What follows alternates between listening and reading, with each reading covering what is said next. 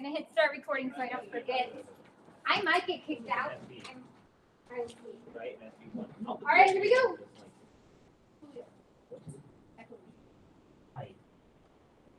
Damn it.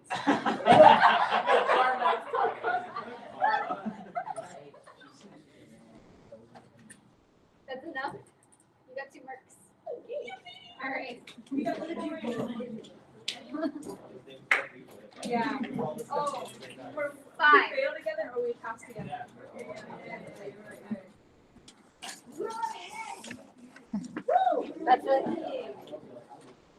That's what ride or die looks like in real life. All right, here we go. I'm going to go ahead because I had not put this up. I just printed it out separately from the lesson notes. So I'm going to tell you where the marks are. So let me get your full attention, and then we're going to go ahead and begin the lesson. Today's lesson is long, so breathe in, breathe out. We got a lot of ground to cover because I took that time aside so that you could bend water a lot. So we got a lot to do. Just to remind you beforehand, before I forget, your projects are due Sunday nights. Don't forget that with your team, you needed to decide who's designing the presentation, who is doing the game, and what game you're choosing, and who is your art designer, who's going to be designing your molecule or your material. So that you need to get down. Second, I pushed back your paper 1 questions because I pushed back your test. So I did push back your paper 1 questions. I changed it on quizzes, so it's due next week on Monday night. I pushed it back a few days.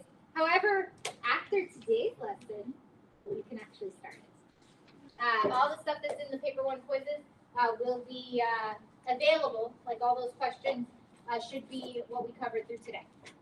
Yes? In terms of the game, how many questions do they 20. At least 20 questions. Depending on the game, it depends. Kahoot, easy to go through 20. Gym Kit, not very fun with 20. All right, so let's go ahead then. And final reminder, upcoming dates, you've got an exam next week, Wednesday. That is the Unit 2 exam, the regular Unit 2 exam. That will be on everything we covered through this week on Thursday. So next week, Monday, is a review day. It's designed by you. Your game, your presentations. We're going to be analyzing different substances that you chose from a list, and we'll be using those to bring up some ideas we've been learning. And so that day's review on Monday. Bathroom? Good. That's what it's like. And on Wednesday, you'll be taking the test. Make sure you study for it. Your shapes, your bond angles. Make sure you study all that. Hybridization, intermolecular forces. There's a lot of material in here. It's a lot more than the last unit. It's double the amount of lessons. So you want to make sure you get it down well. Final notes, your quarterly exam date. You can mark your calendar. Is 10/24. Your quarterly exam is October 24th. Your quarterly exam replaces your lowest unit exam grade if you score better. So if you did not do as well as you wanted to on the first unit exam, or you don't do as well as you want to on next week's exam, your time for makeup is that quarterly exam. You want to do well on that because that's your first time you're going to be kind of sorted into what your general level is. Are you gearing towards an A level, a B level, a C level, a D level, an E level, or a... Hopefully not. But that's the first time you're going to get a good idea of where you stand. So make sure you study for that. It's going to be on only the content that we learned so far in the year. Just mark it on your calendar so you know. There will be other classes. If you have Maury's classes, there will be other quarterly exams that you also have. So you're going to need to organize your study time well between those classes. Regardless of how well you do, that's going in the grade book before the end of the quarter. Quarter ends 10/26. So just so you know, quarter ends 10/26. So it will be the last grade of the quarter. The quarterly exam will be the last grade of the quarter, and that's how I generally do it. For most years for AS Chemistry, it usually brings students' grades up, not down on average, just so that you're aware. But it is the last grade of the quarter. So make sure you have it on your calendar. Quarterly exam, going to cover Unit 1, Unit 2, and where we're at in Unit 3. So it'll be like a cutoff a couple class periods before I'll tell you this is the last lesson that goes for the quarterly exam. Yes. Did we finish Unit 2 Part 6? You'll notice that it's reprinted here. So where we were at in Unit 2 Part 6, I just threw it into here. So that's why I said today's lesson's gonna be long. Because we have to get through that, and we have to get through gases. Good news, not much math today. Bad news, Thursday's lesson has math. So Thursday's lesson will be your first encounter or re-encounter with moles. Just so you're aware. We'll be getting there on Thursday, yes. Sir? I'm about to pass it out. So, let me pass out the notes now and then we'll get started. Disregard the bell work. We're just going to go over that together. I gave you a different bell work. Yes? What is it? Is that the syllabus? Yeah. It's a little late. I don't know why. It's just a little word. Turn it in. Did you get on the talking point though? What? Are you on the talking I point though? think so. Because I look, I only have students I passed you. Oh, right there, over here. Oh, Band-Aid?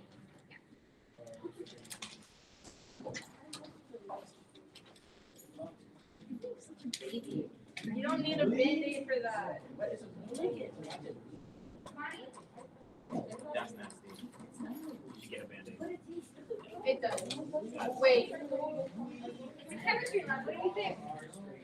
Something weird. It's like, Yeah, you said it tastes good. it does. It does. One thing you said lick it, and I'll be like, alright, small. Yeah, you will in the next unit. Yeah, that's a little. There's like 2 labs. It's not in my opinion. It's pretty long. There'll be labs coming up. But we're in theory. In theory, you can't do many labs. Where's the map? Yes. Yeah. All right. So now that everybody has the notes, just so you know where the marks were at in the bell word. Mark 1 from the bell word was that you said that there's 1 sigma bond and 2 pi bonds.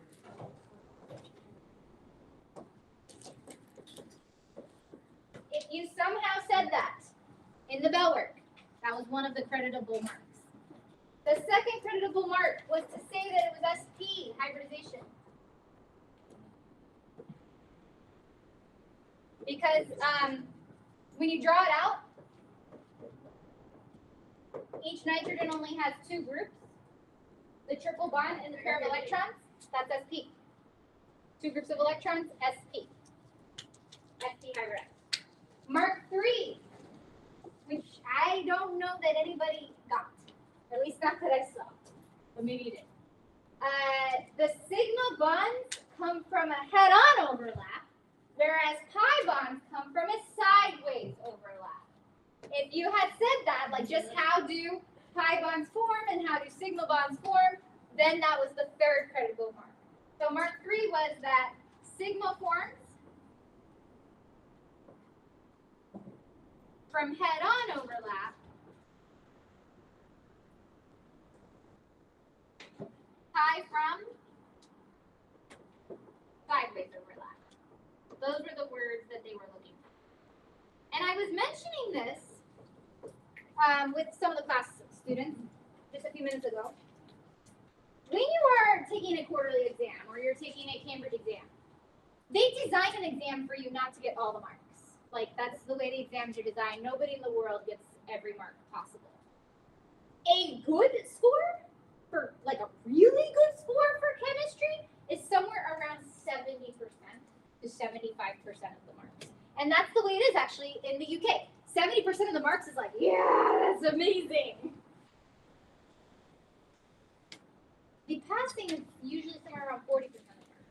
So passing is somewhere, in America, we would consider 40% a failed. But because of the way the questions are designed and the way you have to critically think, the scales are different in the UK. So it's like 40% is, pass, and then 70% is like, Yeah, you did amazing. I had a British professor, a British organic chemistry professor, and he was always like, it's not about the marks you miss, it's about the marks you get. We're counting up how many marks you got. So sometimes you'll just see me put a raw score there instead of putting like a percentage, just because I'm counting up the marks you got. And that's what's important, is you're looking to achieve as many marks as possible as you're working through the Cambridge exams. And so let's go ahead and get started. This we're just going to go over real quick. This is write down all the phase changes you remember. This is not the bell work I was going to do for a wheel spin. What's solid to liquid? What's that phase change called? What do we call that? Melting. Liquid to gas.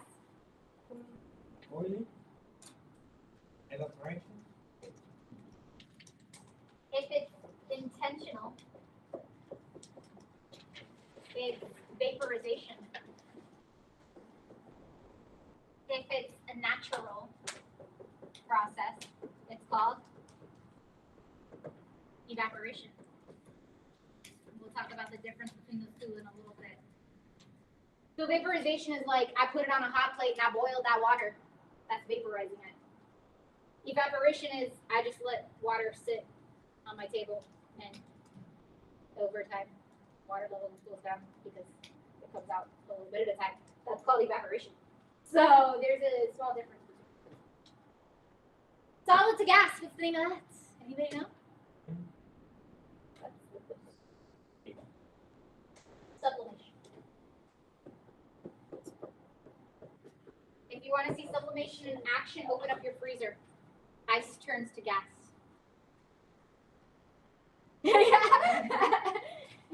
If you want to see sublimation, go to your freezer and open it. You'll see gas come out. Ice turns to gas. Sublime. A fancier one, carbon dioxide. It's called dry ice. Makes really cool experiments. If you don't touch it with your hands though, because it's really dangerous. Touch solid dry ice. Right? Gas to solid. What's that called? Condensation. Not quite. That's gas to liquid though. Don't spill that. Condensation is gas to liquid. Gas to solid is like, what is that? You barely ever heard that. It's called deposition.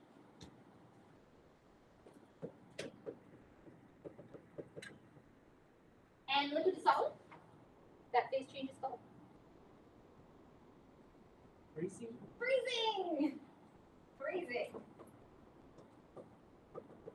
Just take your water, put it in the freezer. So you do need to know phase changes in this class, but it is implied that you already do know that from early science classes. The main ones we're going to work with are melting, vaporization, condensation, freezing. But I have seen these words used on a Cambridge exam. I've seen these words show up on a Cambridge exam.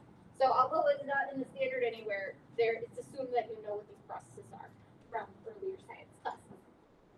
So what do we got to do? First, Solution for yes. the homework. It's like, it didn't show you what F was. It told you that CL, then it went up for BR, and then it went up again for I, which was the melting point. I mean, the boiling point. It would go up, but then it would ask for what F was. And I found that it was the highest. What question before. number? I don't- HF? Yeah, no. Hydrogen bonding. Hydrogen bonding. So, It has the highest intermolecular force because it has hydrogen connected to one of the three most electronegative elements. It has the capability of hydrogen bonding, so therefore would have the highest intermolecular force of the three, therefore the highest boiling point or melting point. oh, because it was HF. Yeah, because it's HF. If it was a different F, then no, but because it's HF, that.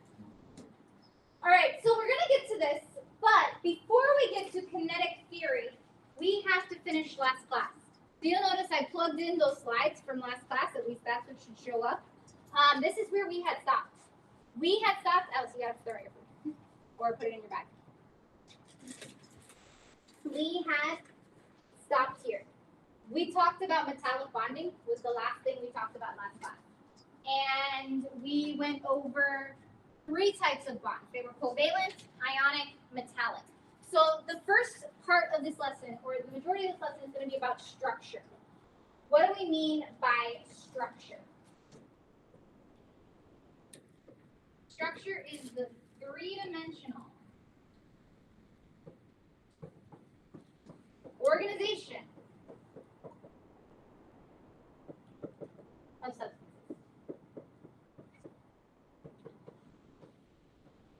This is the structure of NaCl, for example. Sorry, David, I'm going to use your table as an example. This is the three-dimensional structure of diamonds.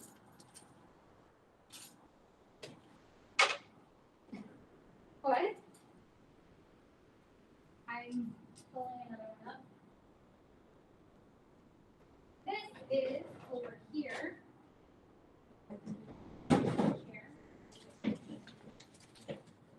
This is the three-dimensional structure of graphite.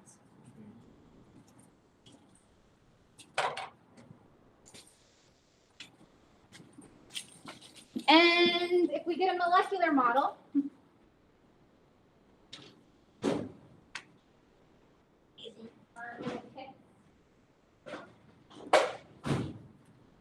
This is, anybody want to build me a CH4 real quick?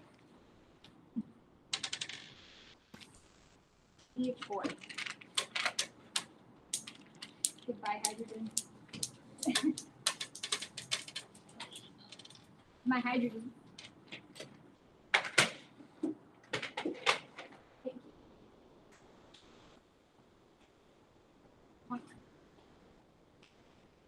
And I'm about to show you CH4. So structure, just to be clear, is the three-dimensional organization of substances. NaCl. Anybody know what the black spheres represent? A lot of carbon. This is graphite. Do you know what graphite is? Your pencil. It's in your pencils, right? What else is it used for? Coal, right? Like you burn coal on a fire. It's this. It's graphite. What else? Modulators. Moderators. And then what's this? What's this little guy? CH4. All right, so let's start the discussion with some things like CH4. CH4 is an example of what we call a simple molecule. Simple molecules exist in simple molecular lattices. Simple molecular lattices are only attracted by weak IMFs, which IMFs are implied to mean intermolecular forces. So this means, and I guess I should just say intermolecular force in general so I don't confuse you. If we have dispersion or dipole, or H bonds, all of these types of molecules are simple molecular lattices. They fall into simple molecular lattices. This is an example. I2. How are they attracted to other I2s? Through dispersion forces. And so they just orient themselves towards each other, like that. CH4s, like this. How do you predict if you have a simple molecule? Because this is something you are going to have to predict. A simple molecule is one you can draw the Lewis structure of that has a beginning, a distinct beginning, and a distinct ending. So how to predict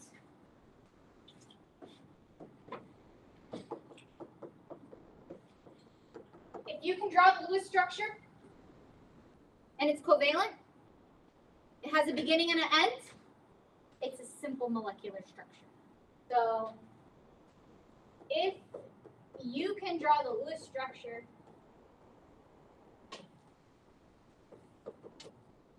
and it's covalent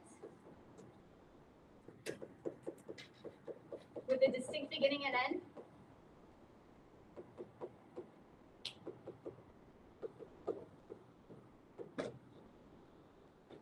it's simple.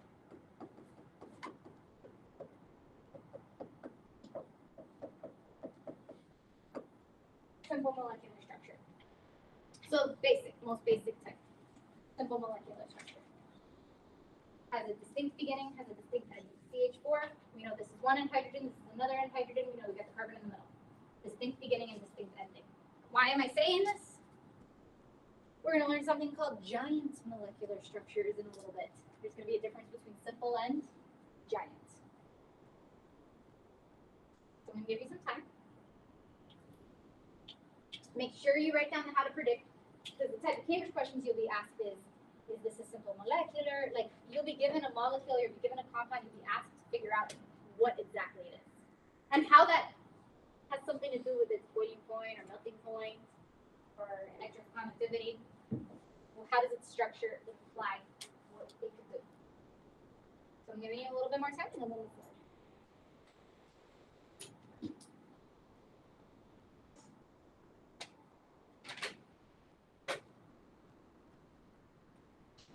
Oh, the balloons pre-ACE are learning S and P orbitals. They're learning S.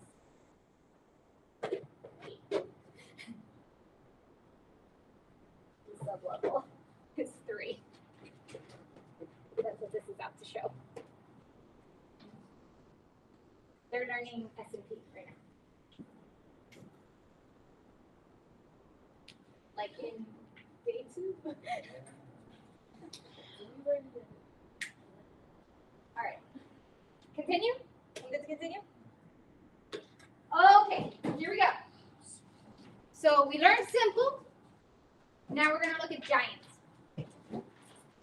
Giant molecular structures are specific three-dimensional covalently bonded networks. There are only a few that exist that you need to know.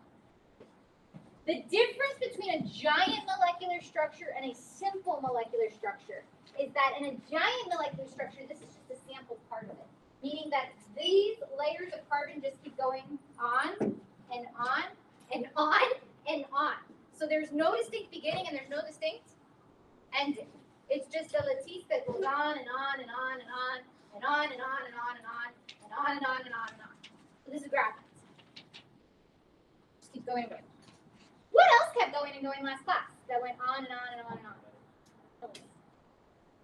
Pure metals are examples of giant structures. Not molecular because they're not molecules, but giant.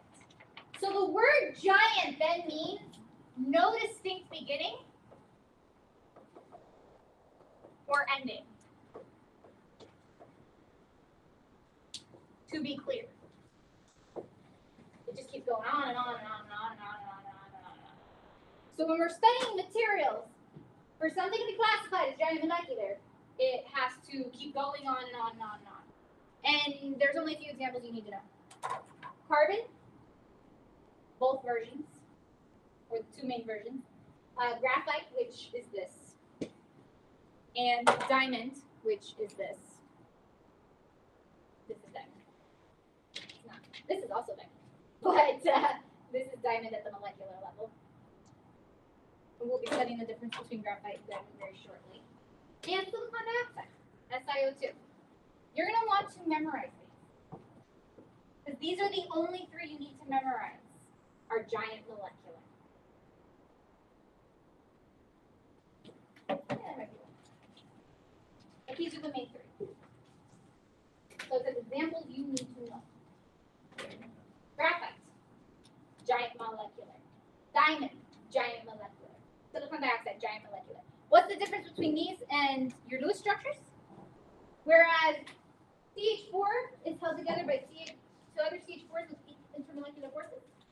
Every carbon in this network is covalently bonded to another carbon. So you're talking billions and billions and billions and billions and billions of carbon atoms that are all covalently bonded to each other. Like, a lot. So do you think those are strong forces? So these are all very strong forces.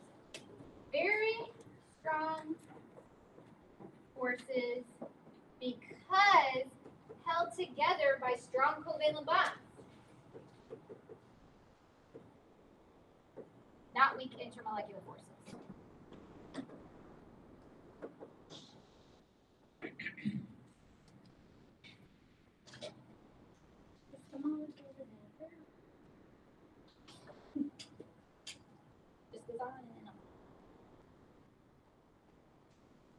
just want to go like that. Obviously, the song never ends. The molecule that never ends. And so actually, if you were asked to describe the difference in the boiling point or melting point of a giant molecular structure, you must reference that there is a strong network of covalent bonds throughout the whole structure. So this is actually part of your explanation you need to get. So they're very strong forces. It's held together by, which means the boiling point and melting point of something like graphite or diamond. How hot do you think you have to get to melt a diamond? It's thousands of degrees Celsius. It'll show up later on, but it's thousands of degrees Celsius. Whereas CH4 is already melted. It's already a gas at room temperature, methane, right? Much weaker force. So intermolecular forces and intramolecular forces predict states of matter, which is the later on part of this lesson. All right, here we go. So our allotropes of carbon. These two are natural. Natural means we find them on planet Earth. Graphite is the most common form of carbon. And this is the one that's your coal, so it's very easy to obtain. This is the one that's in your pencils. And you've got these layers of carbon atoms aligned. Interesting enough, we'll talk about this more in a little bit. There are sp3 hybridized carbons and sp2 hybridized carbons in graphite. Meaning that some of the carbons in the arrangement aren't actually attached to 4 carbons. They're only attached to 3 carbons. And because of that, they've got a free electron that can move. So graphite is actually one of the only nonmetals that's an excellent conductor of electricity. And you can make actually in engineering. This one is lab made. Some scientist in the 1980s was like, how could I put carbon together in new unique ways? And they were like, we could make them into a ball. So they took a bunch of carbon atoms, specifically 60. It's C60. And they made it into a ball. The actual conversation went a little something like, why can't we make carbon but bigger?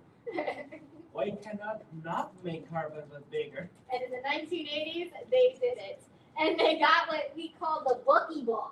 So its fancy name is Buckminster fullerene. I think it was London. Like Buckminster sounds like, I think. But we also call this the buckyball. Buckyball. Buckyball. Be glad none of you were assigned to make a buckyball this year. What? Stick on Bucky from Harvard. Buckyball. Interesting point of note. This is actually not a giant molecule. So it's actually not giant because it has a distinct amount. It technically has only 60. We know how many it has.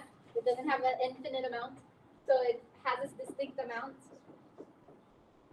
Therefore, C60 is not a giant molecular structure. It's actually classified into the simple molecular structure area. So you may want to make that point.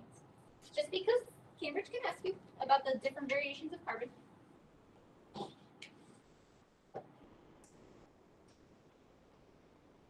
All right. Note these little lines here.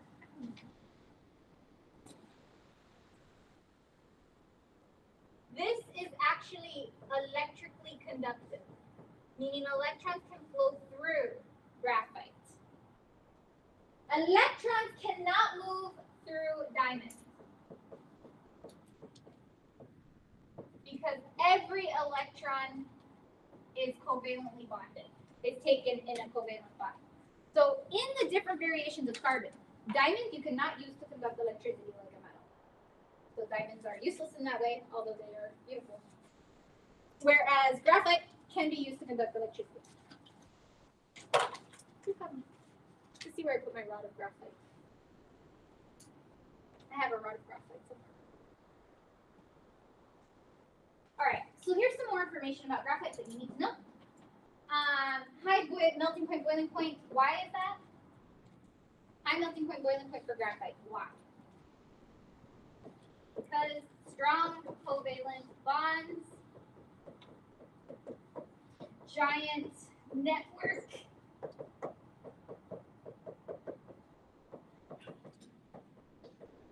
You can be asked about it, so it's important to know that.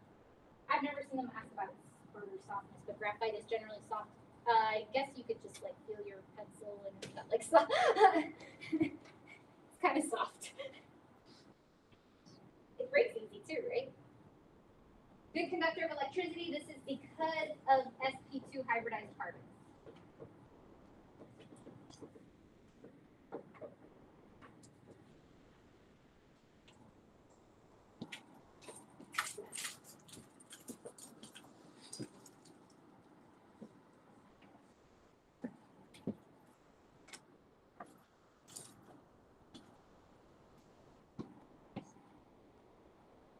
Oh, good question. Did you take your headphone? Take your headphone? Unless you need. Good question. Is carbon a solid, a liquid, or a gas? Naturally? Solid, right? So, well, climate change is based off of what then? What's the greenhouse gas that climate change is mainly based off of? CO2. Not pure carbon, but rather carbon dioxide. All right. Take a look at this sheet of graphite. Note that some of the carbons have 4 connections, but other ones only have 3. Any one that only has 3 connections is sp2 hybridized. So take a look at that. There's 1, 2, 3 there, but then there's 4 in the ones in the middle. There's sp2 hybridized carbons and sp3 hybridized carbons. What does that mean? If a carbon has an sp2 hybridization, what does that mean? Why does that allow it to conduct electricity? Think about it. Why would a sp2 hybridization allow a carbon to conduct electricity? Yeah, it means that somewhere in here, because carbon has 4 valence electrons, right? Only 3 of them are being used to bond, which means that 1 is available to move through the structure. So you should have this written down. The reason why graphite is a good conductor of electricity is because it has sp2 hybridized carbons in its structure. And so that's something that needs to be pointed out if you are asked on why it conducts electricity. All right, diamond. Every single carbon in diamond is connected to 4 other carbons. There are no sp2 carbons, all of them are sp3. So they're packed closer together in that way. Regular arrangement, you should actually memorize that. I've seen that come up. It's a regular arrangement of carbons. It's not layered. And it's relatively unbroken throughout the entire structure. That's why it's so precious if you have diamonds.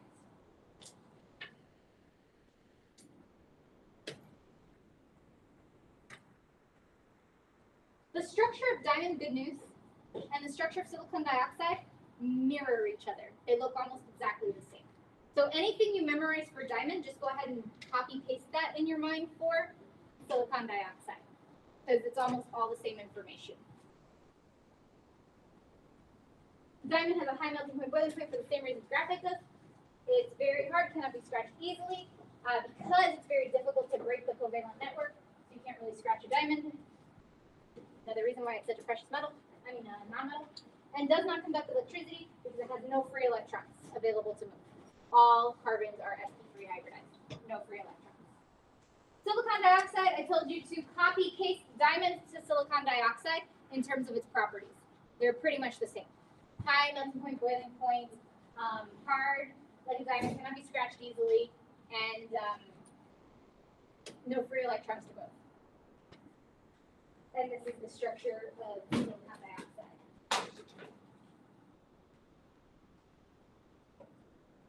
And carbon nanotubes. Buckyballs.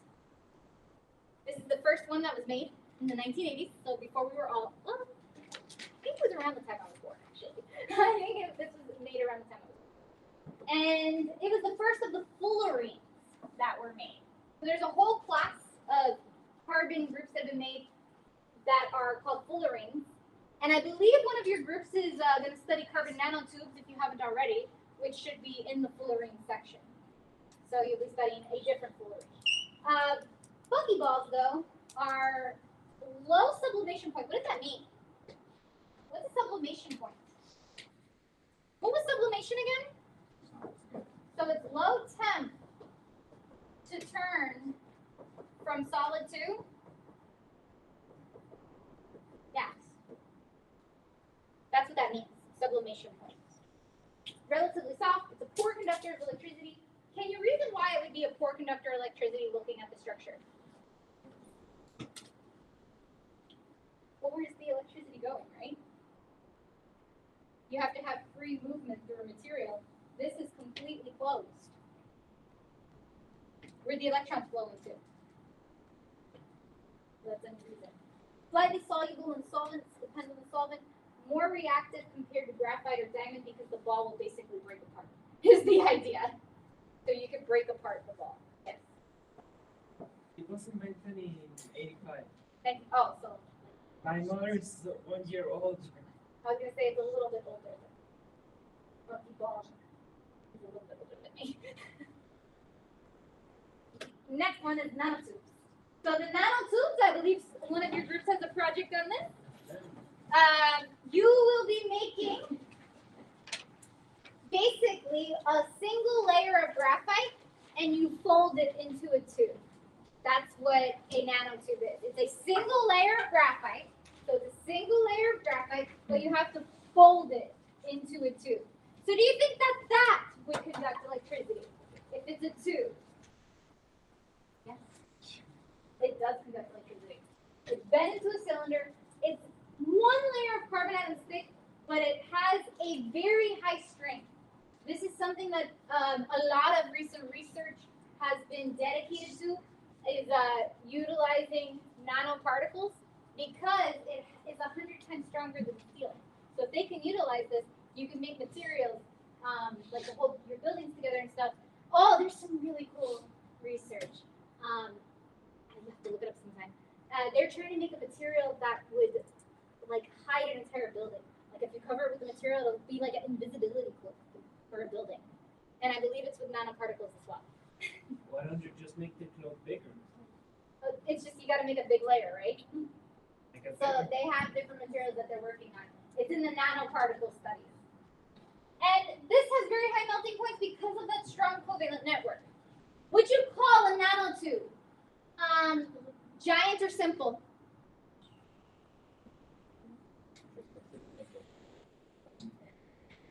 It's a tube. It's giant. Point it out. It's giant.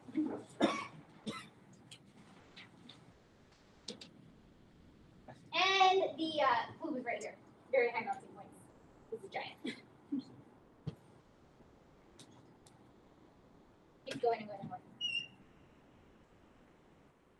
Okay, so we have looked at carbon nanotubes a little bit. Then we've got graphene, which is just that one single layer of graphite. And graphene conducts electricity as well. The applications that people use graphene for, which is basically a nanotube that's not folded over. So if you've got just one layer of graphite, it's called graphene, just one layer of the carbon atoms. And people use it for building tiny electrical circuits. So if you're in engineering, this might be very interesting to you. Transistors, touchscreens, solar cells, it's used a lot in solar cells, and energy storage devices. That's where they're utilizing carbon nanotubes now. And for graphite. So how does this look from Cambridge? Like, what type of question would Cambridge ask in this material? Like, we always got to go to that, right? We learn the material, then we figure out how it's going to be assessed. This is an older question, you know, because of the style of question, but it's still good to practice. Take a look at this. Look at the diagrams. And which ones do you think represent a giant molecular structure? It's number one, a giant molecular structure. They told you the dots represent carbon. You may want to point it out just to be like, hey, that's definitely a yes. I think this printed like, I think it was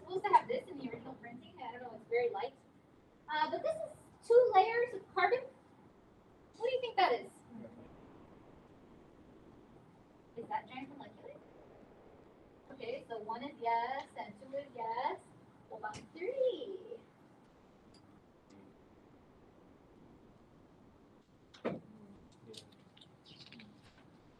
It actually doesn't have a clear ending.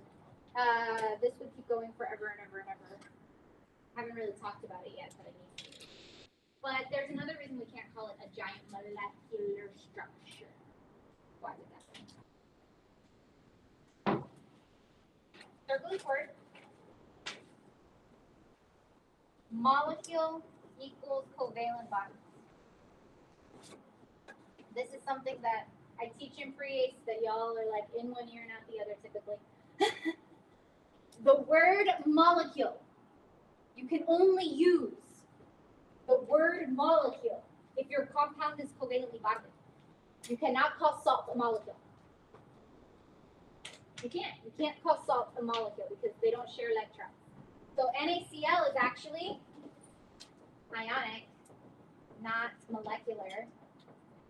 So the problem is not with the word giant. The problem is actually with the word molecule. Although this is a giant structure, it is actually not a molecule, it's ionic. You should write giant ionic next to it, and that is no. So what's the answer here? B. So you have to basically analyze each statement. Did we good? Question? One answer. So the thing is that if it's ionic, it has to be giant. But ionic compounds are never called molecules. So for it to be a giant molecular structure, it pretty much has to be carbon in one of its two forms or silicon dioxide. Otherwise, it's not a giant molecule, it's something else. All right, I'm going to continue. This is another type of common question. They like to give tables with melting points, boiling points, electrical conductivity. This table shows physical properties of 4 substances. Which one of these has a giant covalent structure? I should bring up something. Covalent is the same thing as molecular. And depending on who writes your Cambridge exam, they may use either of those two words. Covalent and molecular are the same exact thing. So, which of these substances indicates a giant covalent structure? You okay?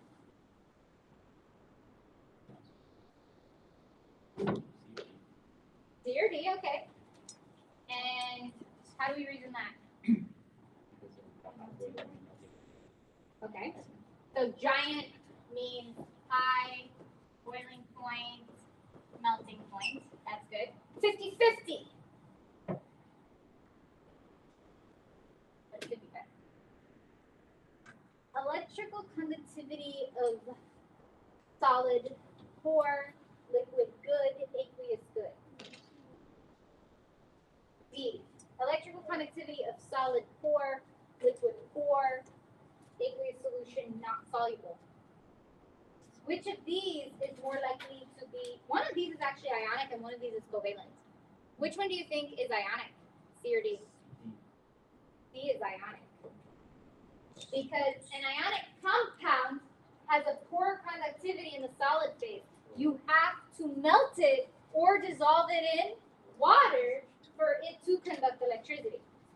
So the answer must actually be D. And actually, melting point and boiling points, generally speaking, are higher for giant molecular structures than they are for ionic compounds. It does depend on the ionic compound though, like how high the charge is, how high the melting point and boiling point. So I would use this to figure it out, be sure. All right, so you're gonna notice now, I repeated the objectives earlier because beforehand I was actually finishing the lesson from last class. And so you'll see that right now we are actually gonna start to talk about gases.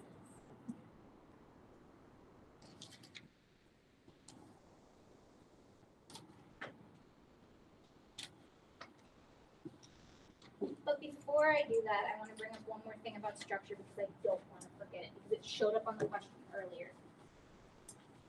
When we talked about ionic compounds, we never talked about their structure.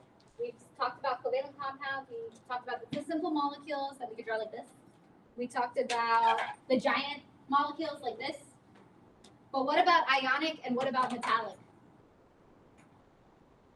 So going back here, something that you're gonna want to know, and I'm just gonna write it here. And you want to memorize this. Just memorize it. And hopefully your structures will help you. And you can also look it up online. All ionic compounds have a giant ionic structure.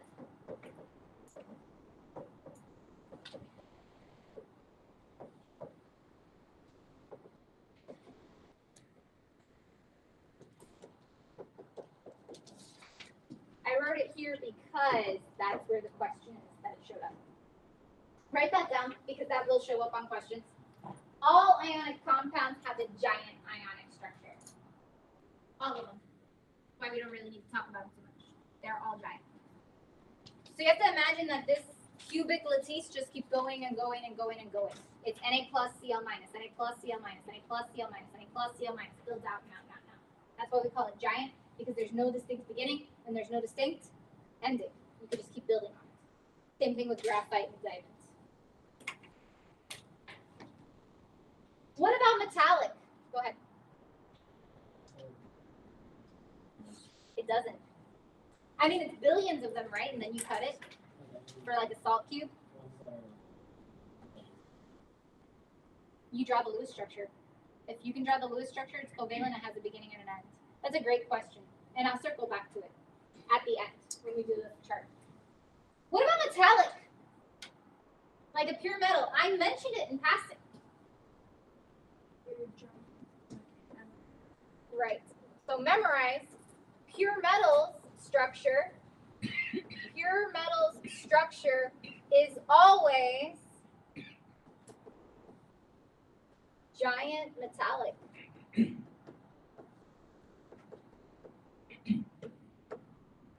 What you're going to notice is that at the very end of this lesson, I have a summary page so that we can just put all the pieces together. But you should put this down now so you have it. You should memorize that if you're given an ionic compound, its structure is always giant ionic. Due to the fact that it's giant, we know that it's going to have a high melting point. We know that it's going to have a high boiling point. Memorize as well that pure metals, they don't have a beginning or an end either. They're just like sheets that go on and on and on. Meaning that their structure is giant, but you don't call it ionic. Why wouldn't you call a pure metal ionic? There's no nonmetal there, right? So if you say ionic, you're saying it's a metal and a nonmetal. A pure metal has its own name. It's called metallic that we learned last class. One of the only things we learned. That's what we learned last class. We good to move on? Make sure you have both of them down. This is extremely important information because I do know that a lot of questions get asked on this. So make sure you have it down. And then we're about to get to states of matter. Review of states of matter.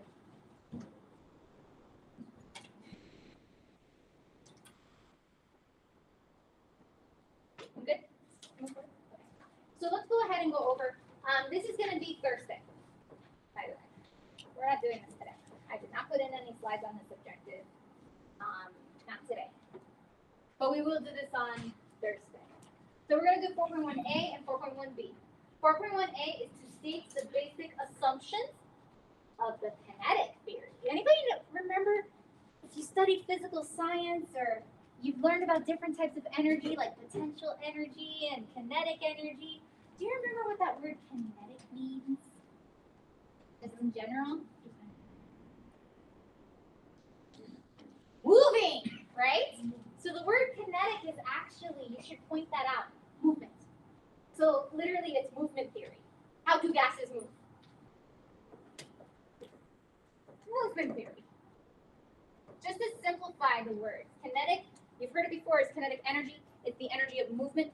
So the example we like to use is like potential energy is the rock at the top of a hill, and then potential energy is pushing it off as it's falling down. That's kinetic energy. One that I like to use is like a hamburger. If it's sitting in front of me, it's potential energy.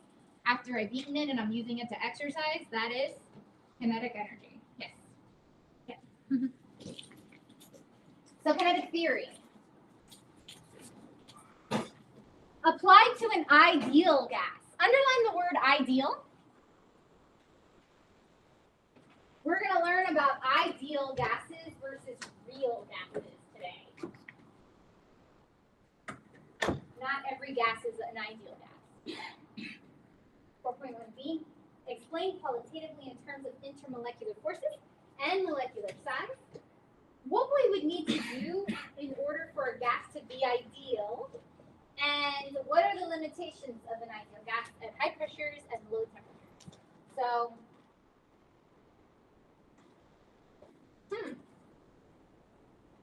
qualitatively, what does that mean? No numbers. Qualitatively means no math, just ideas. So what are the ideas in terms of intermolecular forces and the size of molecules on how does a gas approach ideal behavior and what are the limitations of ideality? So we'll talk about ideal gases shortly. First, we need to do a quick review of states of matter. Solid, what do we know about the solid state? Atoms packed closely together. Would you call it rigid?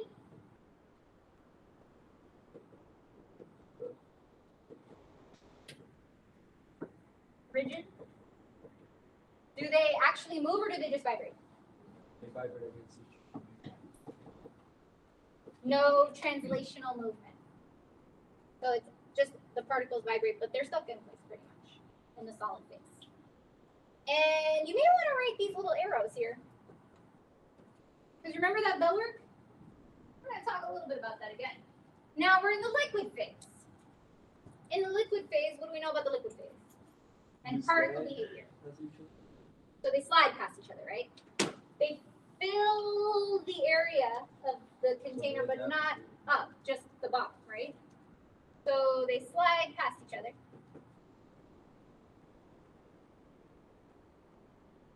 Takes shape of container, I believe, is takes shape of container.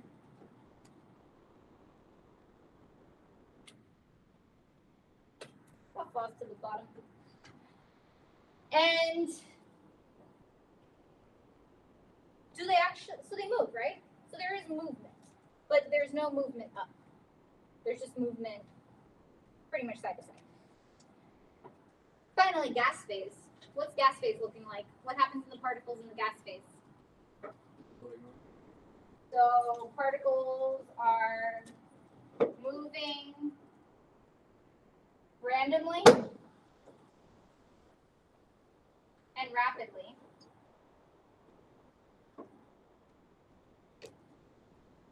Fills the entire container, right? Yes. Somebody else, as soon as Alex gets back here, fills space of container.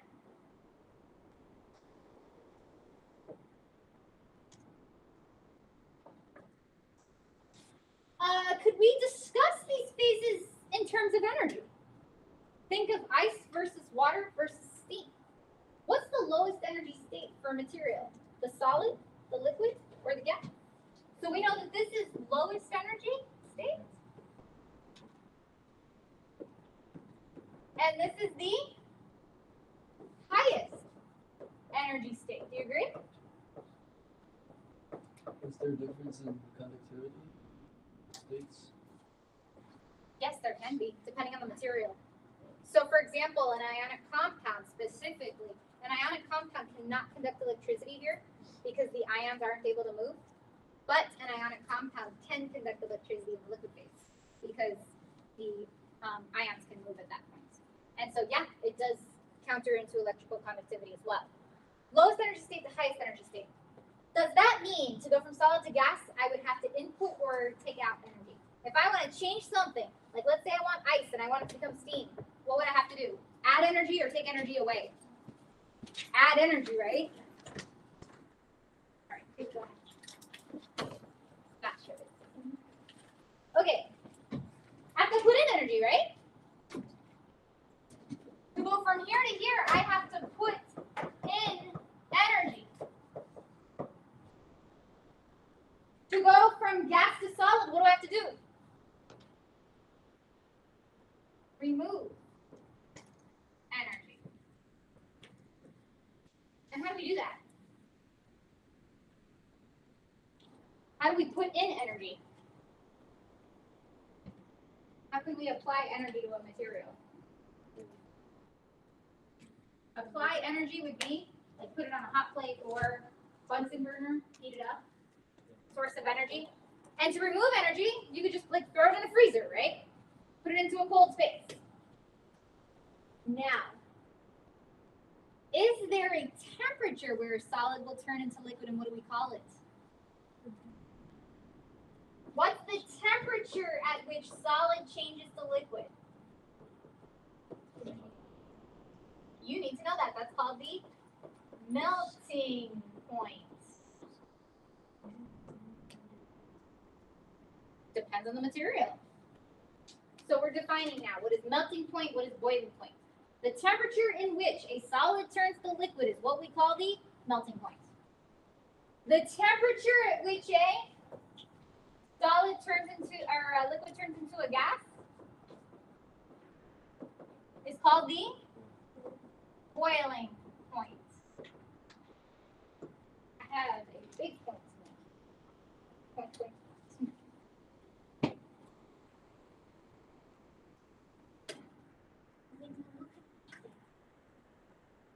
For the same material, where are the forces the strongest? The forces of attraction. Solid phase, liquid phase, or gas phase? Solid phase. And where are the forces of attraction between the particles the weakest? That makes sense, right? So we would say here the forces of attraction are the strongest.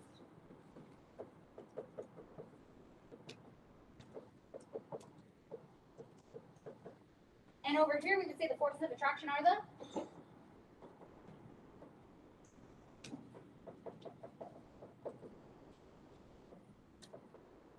final thought before I move on. In order to change a solid to a liquid, to a gas, when we put in energy, what's the point of putting in the energy then? Why do we put in energy to change a solid to a liquid, to a gas? To separate the particles from each other, right? And so how much energy is going to be to separate the particles from each other depends on how strong their inherent forces of attraction are. So the stronger the force that holds them together, the harder it is to break them apart. The weaker the original forces are to hold them together, the easier it is to pull those particles apart. This is the idea of kinetic molecular theory. I know that's a lot. There's a lot that I built in one slide.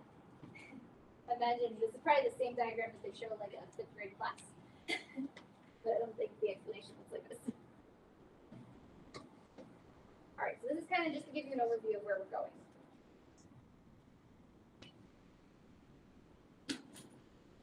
I love that I've got this new board. I can actually see my diagrams. Look, it's moving. I'm impressed. I have a moving image.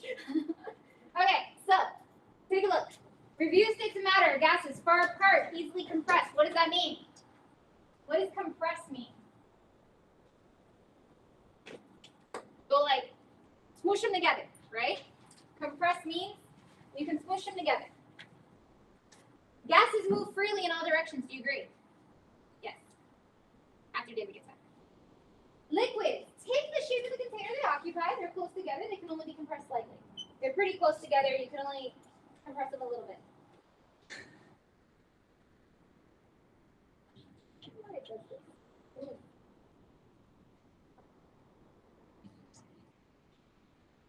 Solids, fixed shape, cannot be compressed, regular arrangement, cannot move freely, only vibrate. All right, describe the changes that occur in the closeness and motion of particles when a solid changes to a liquid, a liquid changes to a gas. So describe the changes that occur in the closeness and motion of the particles.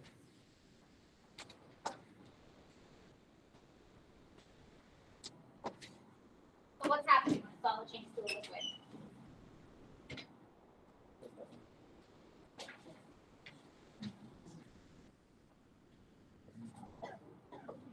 The intermolecular forces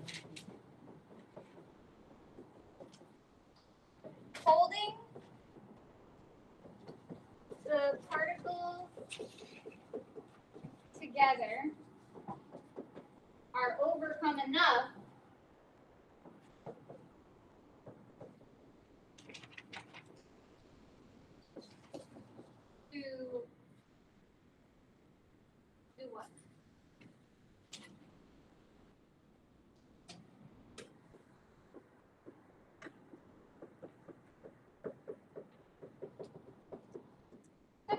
particles, but not completely, right? Slightly.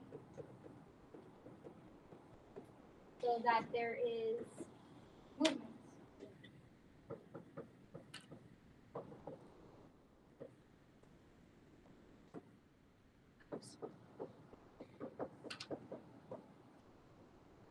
So you have to talk about overcoming the intermolecular forces, and then the particles going from just solid, vibrating only, to the fact that they can move.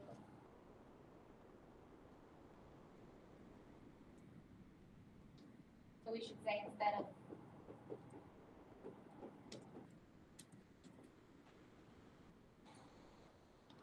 staying in one spot vibrating. So there's actual movement. And then what about liquid to gas? What will we say for liquid to gas? What's happening at the particle level in motion from liquid to gas?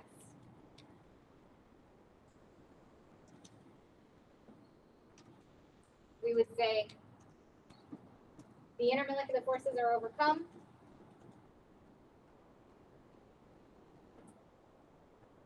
Are completely overcome. And the particles separate completely.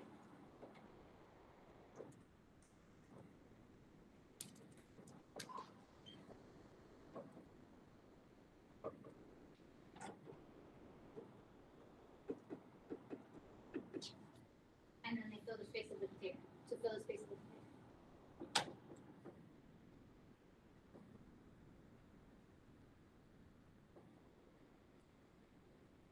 Have any of you ever opened a bottle of perfume before? You open it, smells. Over a while, that smell permeates through the whole room. That's a gas, right? That's the gas particles coming out of the liquid. It's actually evaporation. Because alcohol-based perfumes have a lower evaporation point, they will evaporate pretty quickly. So if you leave it open too long, you'll lose all your perfume. So we're about to get to the meat of what we need to know, because this is just basically knowing how particles behave on the atomic level in the solid phase, the liquid phase, and the gas phase. So what do we actually need to know here? The kinetic molecular theory itself is the following. I've seen in past Cambridge exams, if I see this tested on paper 2, they typically ask you to list 2 assumptions. So I would just memorize 2. I wouldn't memorize all 5. I would memorize 2 of your choice. Like word for word for paper 2. So you should write this down. Pick 2 of these, whichever ones are the easiest for you to remember. And we're going to talk about how do gases behave according to the kinetic theory, the movement theory of gases. That particles that are in the gas phase behave this way. Welcome back. Do you have the pass? Next for the back. All right. So, like I said, pick 2. First one. Can you remember gas molecules move randomly and rapidly? Would that be one of the 2? Put check marks next to the 2 you're going to memorize. I'm not going to ask you to memorize all 5. You don't have to memorize all 5. But knowing them does help. But memorize 2 for paper 2. Because they usually say list. And then it'll just list 2 out of however. There's 5. So gas molecules move randomly and rapidly. 2. In the kinetic theory of gases, the volume of gas particles is negligible compared to the container. To complete that, compared to the container that the gas particles are in. So you may want to add this in, compared to the volume of the container.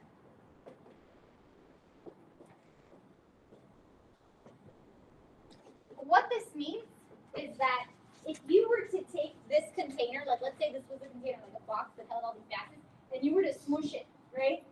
Eventually you would smoosh all these gas particles so close to each other that they would no longer be able to be gas and they would turn into liquid or solid phase because they got so close. And so one of the parts of kinetic theory of gases is for a gas to be a gas, the volume of the gas particles in a container must be significantly less than that of the container that the gas is in. Does that kind of make sense? So if that's the one that you want to memorize, memorize it. If not, put an X on that one. So you're not going to memorize that. Third one. For a gas to operate as a gas, there can be no forces of attraction between the molecules. We are in 22. We just finished talking about solid, liquid, gas, and now we're getting to the actual kinetic theory. No force, does that make sense? Because if I had two molecules and they're attracted to each other, wouldn't they stick to each other? And if they stuck to each other, wouldn't they favor being a liquid or a solid? So no forces of attraction between molecules. Is that one that you'd like to remember? If so, put a check mark. If that's not the one you're going to choose, put an X. The fourth one. Collisions are elastic, and this is actually a physics idea. This means that when two gas particles hit each other, they bounce right off. It's like two bouncy balls that bounce right off but don't lose any energy in the process. There's something called elastic collisions and inelastic collisions. Elastic collisions means that no energy is lost. And then finally, the temperature of the gas is related to the kinetic energy of the molecules, meaning the higher the energy of the molecules, the higher the temperature. Pick two of these. I would pick these two because we're going to use these two the most often in our explanations, but you could pick any two of the five you want. But expect that on a paper 2 question, you'd be asked to list two of the assumptions of the kinetic molecular theory. And so this really is what makes a gas a gas.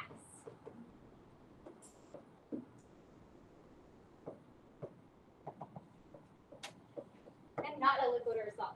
So what makes a gas and not a liquid or a solid is that we know that gas molecules will move randomly. We know that the volume of the gas particles is a lot less than the container they're in. The forces of attraction, it says no forces of attraction, but would they actually be negligible? It would be negligible. And then collisions are elastic, meaning they hit each other and they bounce right off. And as the temperature increases, the kinetic energy of the molecules increases. So, we're about to see what are we going to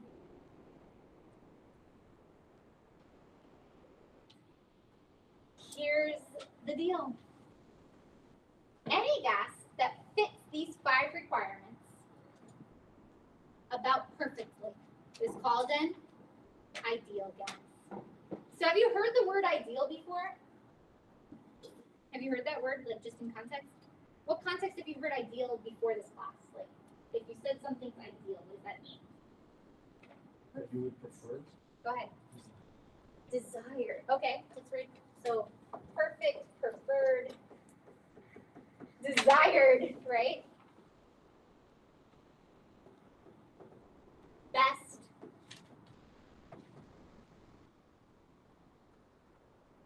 If I say, you know, you're looking for the ideal doctor, what does that mean? I want the ideal doctor. I want the best doctor. I don't want a doctor that messes up. I want the doctor that's right every time. I want the doctor that doesn't mess up. So any gas that fits the aforementioned description is an ideal gas. An ideal gas is how gases should be, basically, how they should be. Gases that do not quite fit that description are called real gases. And this actually has some interesting context. Most gases are actually real gases. And so I'm going to bring that up. Most gases are real gases, not ideal gases.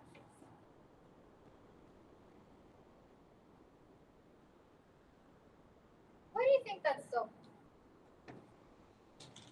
I would even say a gas like carbon dioxide is not very ideal. Helium is way more ideal than carbon dioxide. Why do you think that might be so?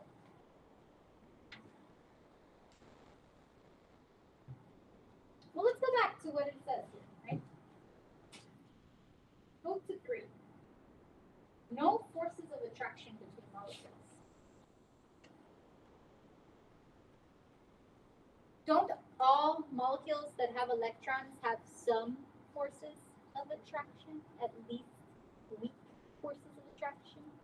So actually, the more electrons a non-polar molecule has, the worse of a gas it's going to be. Like, it's going to be a worse gas. And so there is a reason here. So it says here, explain why the intermolecular forces in a sample of helium and neon are very small. So helium is a noble gas, we know. And neon is also a noble gas, which means that they are pretty much, these are two of the best gases you could have. They're not the two best gases, but they are two of the best gases you could have. Why?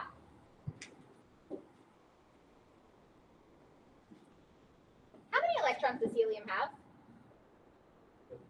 And neon? 10. So they are single atoms that have a low amount of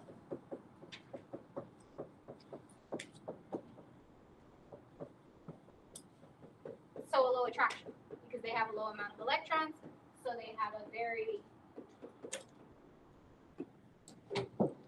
weak dispersion forces and low attraction.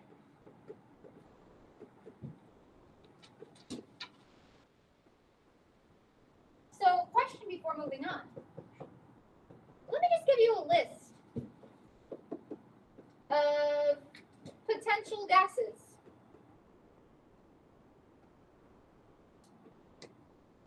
And let me try to do them in no appropriate order. CO2, NH3,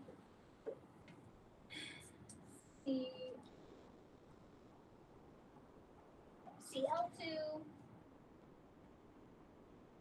Cl2, H2, and O2. Could you arrange these from worst gas to best gas? So, worst gas, so arrange them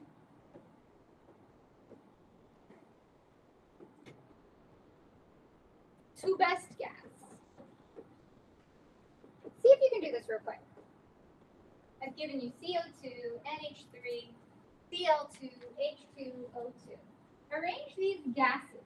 These are all in the gaseous state at a certain temperature. From worst gas to best gas. And we'll check to see if you're right shortly. Which of those would be, you can either start with what's the best, or you can start with what's the worst. What's the worst, or what's the best? Anybody got a suggestion for either? Raise your hand if you have a suggestion for what's either the best or the worst. Go ahead, David. Best is H2. NH3 would be the worst. So this is perfect. Yep. This is perfect because H2, low electron. Dispersion force, right? And then NH3, worst. Because hydrogen bonding. So clearly the worst. Although we do know ammonia can exist in the gaseous phase, if you've ever smelt it before. It does evaporate into the gaseous phase. What would come next? Let's go best, right? What's best after hydrogen? O2. O2. So how did you make that determination? It's correct. It's less electron. Not electronegativity, actually. Just count the electrons. 2 electrons, 16 electrons, right? How many electrons does chlorine Cl2 have? Times 2. Sorry, times 2. 34 electrons. How many does CO2 have? 6 plus 8 plus 8. 22. Okay. So how are we going to arrange the rest of these?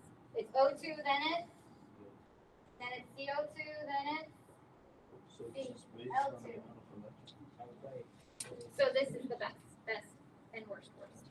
So if we're comparing nonpolar, we are comparing the amount of electrons, where the best gas will be the weakest forces, will be the least amount of electrons. Does that make sense? The one with the most electrons has the most dispersion forces. Most dispersion force means strongest attraction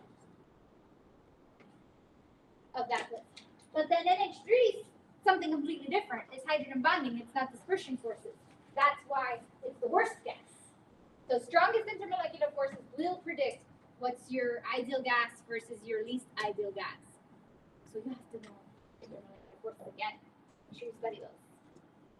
Really important that you study on molecular forces. All right, so we're gonna go ahead and continue. Did we get it written down? Or you're still?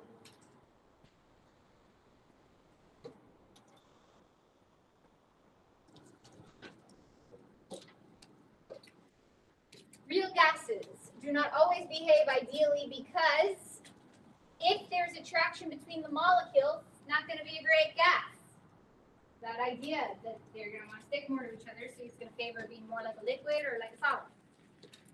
And, well, it turns out that it depends on the size of your molecule. If you've got a really large molecule, it may not be a great gas because the molecule is large. Something else you got to know.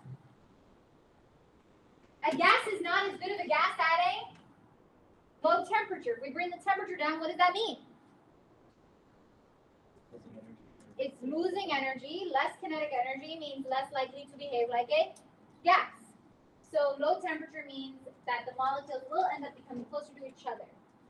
And if they get closer to each other, then their intermolecular forces start coming into play.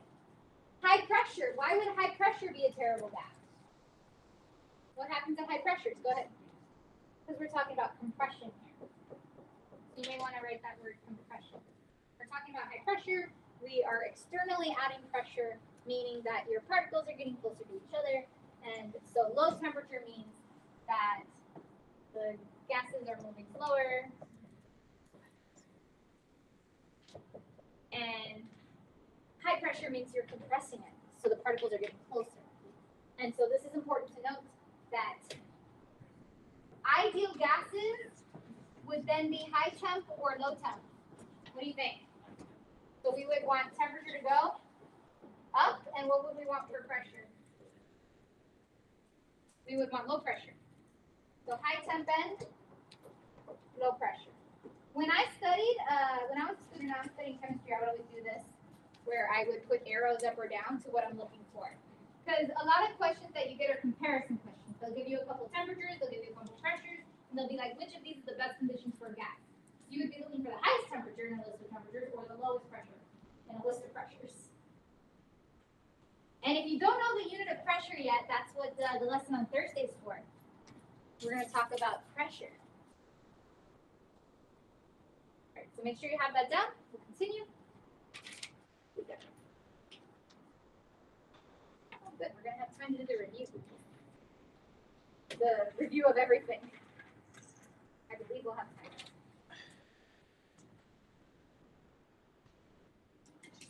Are we good? Move forward. What is meant by the term ideal gas?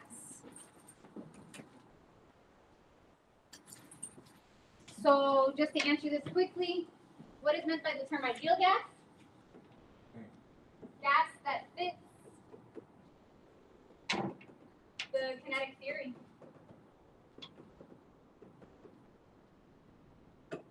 So if I have a gas that fits the components of the kinetic theory, meaning no attraction and moving randomly and rapidly, then I have an ideal gas. And conditions. Circle that word. Later on in this class,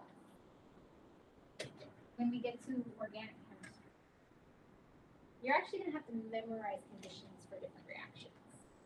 Sometimes pressure, sometimes temperature, at which the reactions take place. So when you see the word condition, this means what do you have to do? And in this case, it will mean like what type of pressure, what type of temperature, how can you modify the conditions in whatever way. In this case, we want to know what conditions do real gases differ from ideal gases. So they're asking at what pressure and at what temperature is it a real gas instead of ideal. And you don't have to give a number, just high and low is fine. So real gas, are we looking for high temp or low temp? Low temp. And pressure would be high, because it's compressed. So low temp, high pressure would be real. And then ideal would be the opposite. High temp, low pressure. It says, under what conditions do real gases differ from ideal gases? Low temp, high pressure. Oh, I have a Cambridge question. I've got 2 of them. Bet you're ready for that paper 1, right? I did extend your time you have till Monday night to work on those paper 1 questions. That you should get that done. Make sure that you get it done by Monday night because there is no extension past that. You do have to get it done on time. You cannot procrastinate that one. You got to do it because it'll automatically close and I want to send out the scores or not see them. All right. First Cambridge question, paper 1. Which of these gases most approaches ideal behavior? Aren't they nice to not give you the formulas? So we should start by writing out the chemical formulas for each, right? What's the chemical formula for helium? H, or I did it first. He. Ammonia.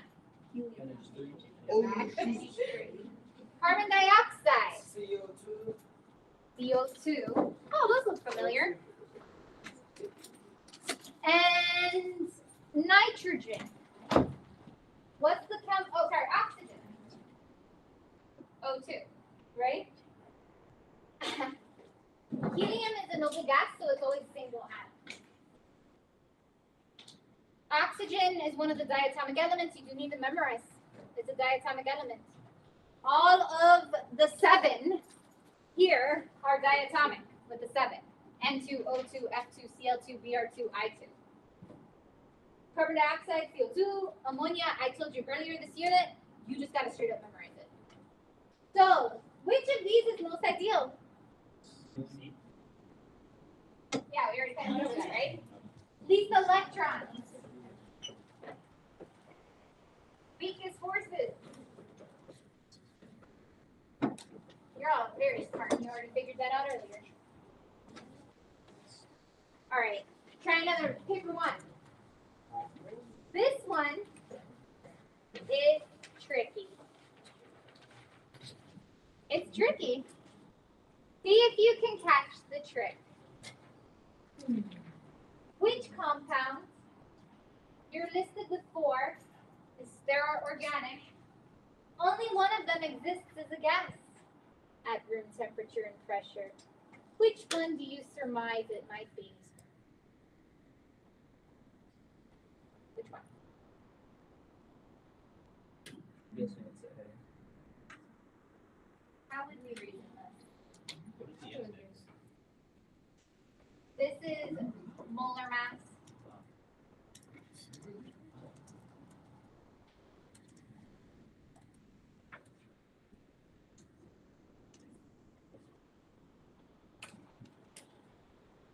How would we compare these? What's the best way to compare them?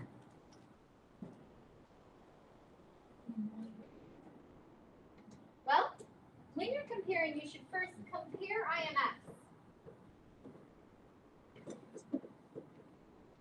If IMFs are the same, then compare electrons.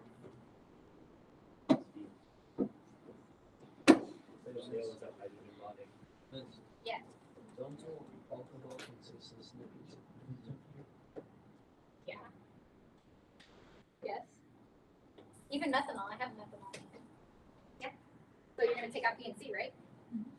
Context. Okay. So A or D? D is correct. A has hydrogen bonding, which is stronger, of course.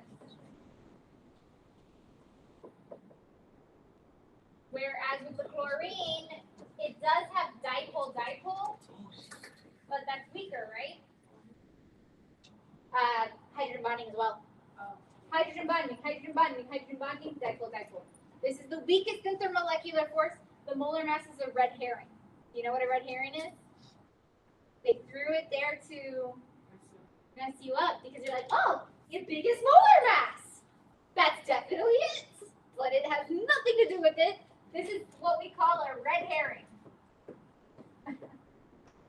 They're trying to throw you off. And it happens in these Cambridge questions. They're like, maybe they don't really have the ideas, so we'll just give them this other thing, and they're like, oh, it's that. It's not. It's that. It's D. You got it. If you got D. Alrighty. So, look at you all looking at organic structures and picking out the gas. We'll get there. So this is the review I always like to do if I have the time because it's really going to be helpful for you. You need to, for every single type of structure, know the relative melting point, boiling point, electrical conductivity, starting with ionic compounds. So off of the past 2 or 3 lessons that we've done, would you say that the ionic compounds have a low or high melting point? Think of table salt. High. Boiling point. What do you think for ionic compounds? High. So go ahead and fill this in. If you need more space, let's create more space for yourself. But you should be filling in this chart. These are the type of comparisons we're going to have to make. Do ionic compounds conduct electricity in the rigid solid phase? Or can the ions not move? They cannot move, so we say electrical conductivity of solid, 0 or nothing, right? No. Liquid. If I melted this, or I put it in water, would it then conduct electricity if I melted it so that the ions were moving? Yeah, it has positive and negative charges. It totally would. So yes, you don't have to give a number. It's just a number that's not 0. And then aqueous, I dissolve it in water. It will because the ions move. You can put ions move as reasoning if you have space. Simple covalent. So we're going to this one, methane. Back to Alex's question you had earlier. Before moving on. How do I know if it's simple covalent? We said it has a distinct beginning and an end. Let me go ahead and show you some simple covalents. Let's go to Google, Professor Google. To be sure. I've been telling y'all it's free. Professor Google isn't always right. It'll still be helpful sometimes. Professor ChatGPT is terrible. Like, for chemistry, don't even. I mean, you can if you want, but good luck with the ChatGPT. I think it might confuse you sometimes more than it might help. Okay, so let's see. Let's take a look at glucose again. Glucose. Would you call this simple or giant? Does it have a beginning and an end? Simple. What about another one?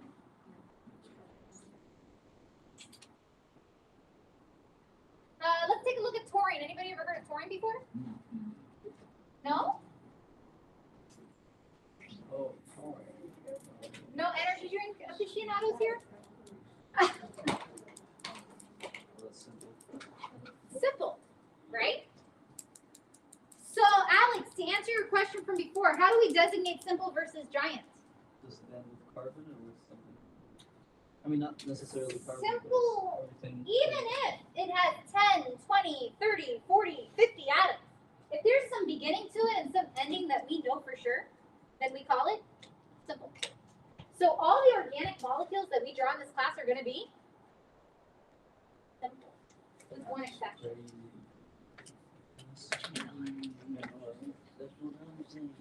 I said with one exception because polymers exist. Polymers, plastics.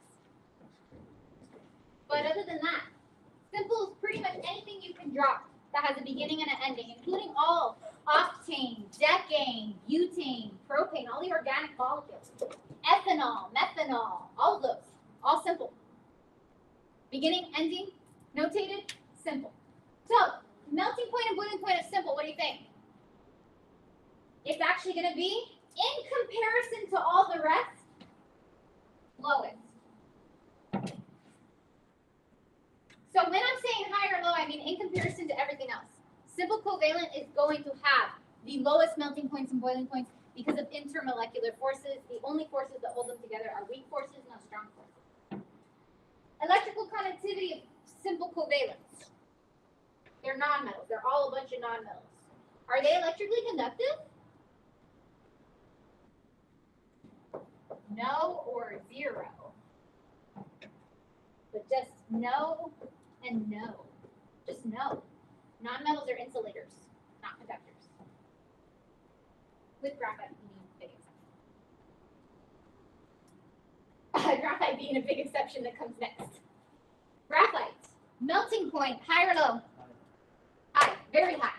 You can say very high even, right? It's higher than some of the others because of that giant molecular strong covalent network. So very high. Same with boiling point. If the melting point is very high, then so is the boiling point. We mean thousands of degrees high. Electrical conductivity. Yes. You just have to put yes. Can graphite be turned into a liquid? It can, right? Would it still be electrically conductive? And I would just say, like, pull it cross out.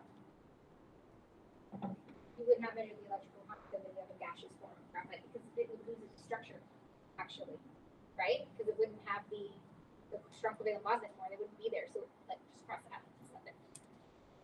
Diamond SiO2. Melting point. Very high again, right? Very high. Very high.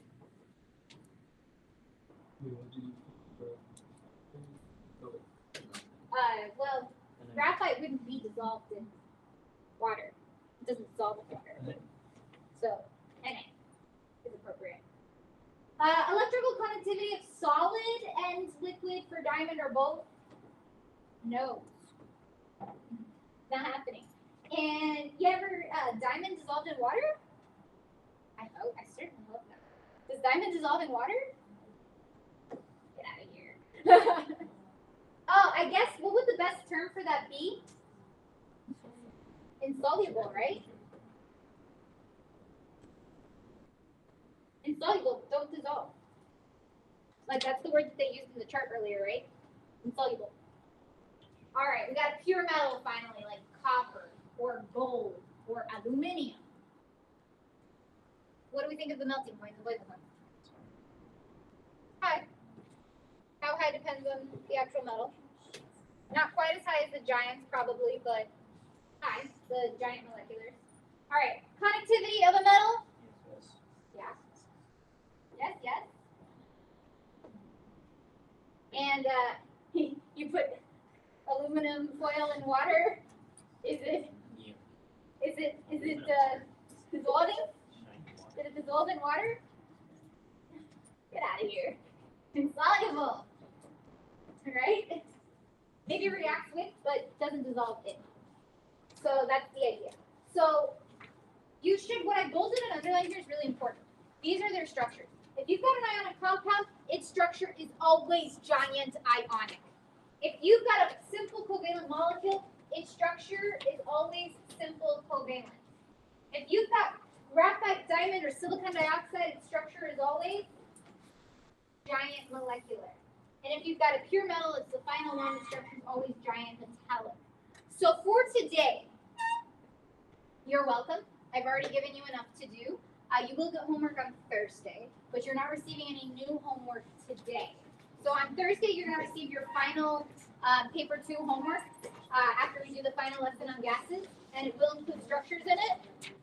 But for today, make sure you're collaborating with your teammates. Make sure you're touching base with them before you leave on who's doing what. Make sure you finalize that today because your projects are due Sunday night and you're presenting in class on Monday. You can actually start looking as well at the paper 1 quizzes anytime now. You may start working on the paper 1 quizzes at your leisure anytime. You've got about 6 days to finish it. Yeah. The bathroom? There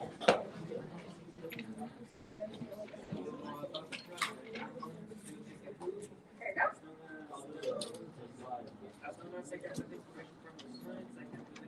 Make sure you're figuring out by today who's doing what. Keep yourselves on track.